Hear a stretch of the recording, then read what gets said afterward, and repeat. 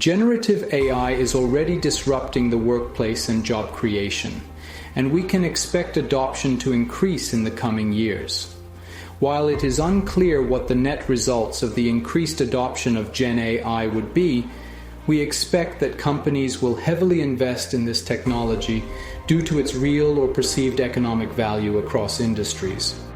Various reports point out that high-performing organizations are leading the way in adopting Gen AI, spending more than 20% of their digital budgets on AI initiatives. While, as you will learn, there are challenges and risks associated with Gen AI, many organizations are not fully prepared to mitigate these risks. However, comprehensive policies and practices for managing AI-related risks are starting to appear across industries. Together with my PhD students, we are continually monitoring the situation to find a way to contribute to the ethical and human-centric use of Gen AI.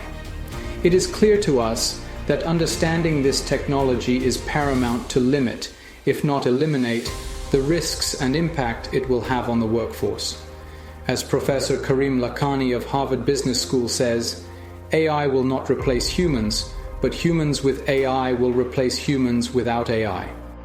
With this mind and objective, I have created this course required in my data science and computer science classes to make students Gen AI proficient and increase their chances of joining the future workforce. I purposely made this course free, as we think it is our duty to help others in this transformative time and remain true to our mission at i4ML to make high-quality, graduate-level classes available to everybody at low cost. Free courses on Udemy must be less than 2 hours, so I had to trim this class to include the most relevant content. I will also run a 2-hour workshop that covers prompt engineering in more detail, specifically focused on small businesses. Remember, while Gen AI promises to change the world, use it as a tool to extend your abilities and focus on your vocational and creative capabilities. You are the one who can change the world, not generative AI.